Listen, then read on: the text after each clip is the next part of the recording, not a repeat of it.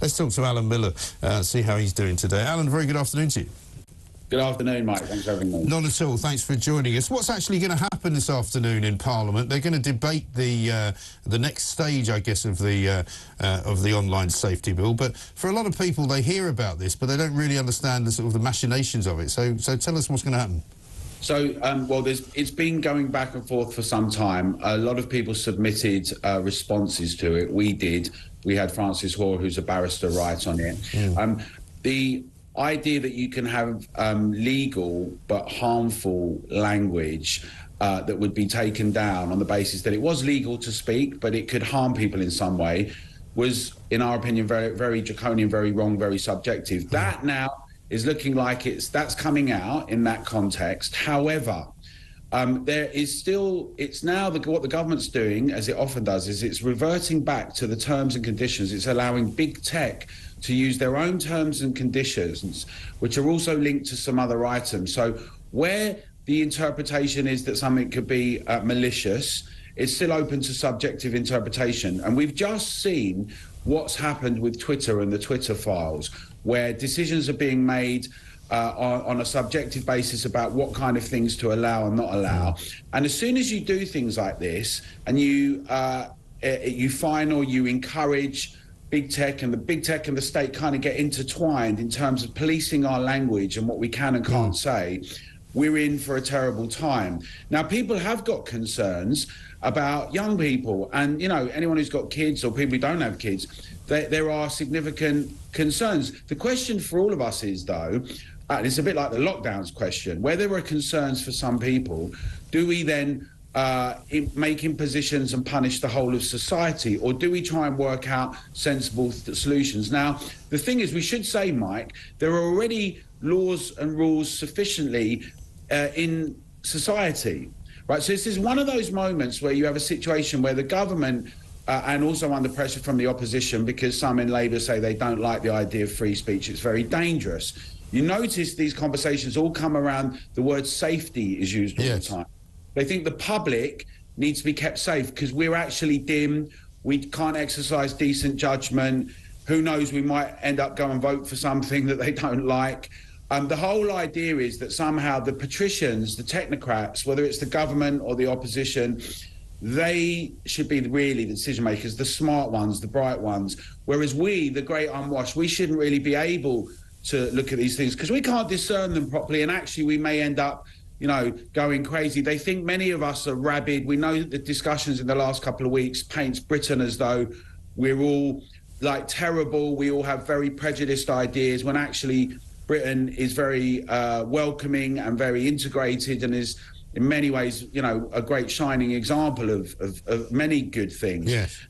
I think one of the thing is that the impulse to regulate is very problematic. We see the flip side of this, Mike, with what's just happened with the government saying that they're going to have a free speech bill in universities and then rolling back on it and not actually doing it, because it seems now that the technocrats, and that's not just the government, it's also the opposition, it's everyone, it's people that for the last couple of decades have just been able to you know, have technocratic solutions, not have the public engaged, and certainly are not comfortable with robust debate, with criticism, with being mocked. Seems that they don't actually have a sense of the principle of free speech, and that's why at Together Association, the Together Declaration, we're really keen on the public getting involved and making their MPs hear about this and the government, and we've had campaigns around it to push back. It's been partially successful, but there's a real concern that this bill will still become a censors charter, and that's a real problem. Well, the problem as well is that whenever we've seen the police being given, shall we say, discretion on certain situations, whether people have been offensive or not, or whether they should be arrested or not, you know, they've always got it wrong, haven't they? Every single time they go and arrest somebody for some infractione that they've perceived to be the case on Twitter, they've almost always had to apologise to the person and reverse whatever action they took. It's very worrying that, you see, the thing is, Mike, that people have different tastes, and that's fine, right? But we don't have a right not to be offended in society. And it might be that something is really reprehensible. And there are many things I find really distasteful and disgusting. But, you know, we fought through many generations, and we stand on the shoulders of people who fought for the principle of tolerance and freedom of speech. And that means that we have to be offended at times, because it's so important, because without it, we're not free. And, you know, we should remind ourselves that some of the most outrageous and offensive ideas at the time they came out, like universal suffrage, that women should have the vote, people of colour should have the vote, those things were contested, and they were very, for some people, they were very offensive, right? The point is, often you have to offend people in order to get positive change. But sometimes people just gratuitously offend people, and no one particularly likes it. But you see, it's gone so far, Mike, as you say, that in every area, in education, in comedy, in broadcasting, actually at the palace, everywhere, you see, what you can say, speech codes, behavioural codes, you know, there's a limiting, suffocating impulse that rather than saying, let's have this discussion out, where do we all stand on it? What's the problem? What are the problems in Britain? Who are responsible? How do we solve them together? Yeah. That's the way that you really get to grips with things. And actually, in order for that to happen, we need to hear all the different ideas out there and shine the light of reason on them. That's the antiseptic, not having restrictions, controls and regulations. Yeah, that's what. But also, the problem with all of this, Alan, is it's very difficult to define, you know, because what might offend one person might not offend somebody else, and what might be harmful to some person might not be. I mean, I was watching last night, I was having a look at Laura Kunzberg's show later on. I don't watch it live, I can't bear it, but I sort of feel like I should. But she was asking a question, I think, of Nadeem Zahawi, about racism in football, and saying, you know, well, what, for example, would happen if somebody, after one of the England players missed a penalty, sent them some bananas in the post? I'm going, well, one, why would you even come up with that? And two, as he quite rightly said, well, then they would be charged with some kind of racist act, because there is a law in place that protects people from racism. You know, so you don't need more laws in place or more definitions of what's harmful, even though it might be legal. It doesn't make any sense, does it? Absolutely, Mike. And I think the thing is, this is also true of the policing bill, that we see that we have the right to congregate. We know how frustrated and furious many rightly are by people who are actually breaking the law. You know, they're disrupting, but there are laws there to deal with them. But the idea that then we then impose more laws, because actually some people might not want to actually deal with them, have a commitment to deal with them with the laws we've got already, is the problem. You see, so you get more and more regulation, the rest of us become more and more stifled, but we don't address the actual issue.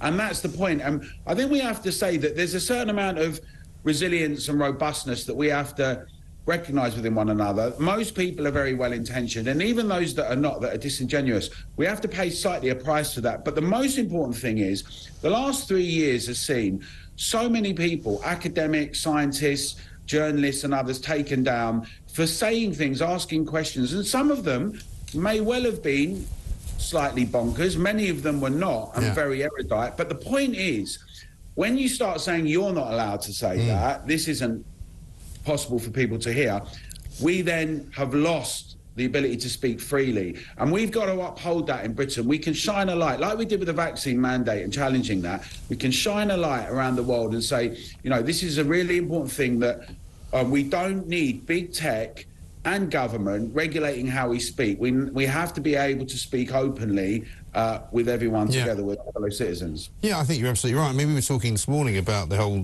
diesel debacle, you know, that we were told by Gordon Brown and Ed Miliband that diesel was the cleaner fuel and that we should all buy diesel cars. And I asked John Renton, I said, who was it that gave us that advice? He said, oh, I think it was the scientists. And you go, well, there you are then.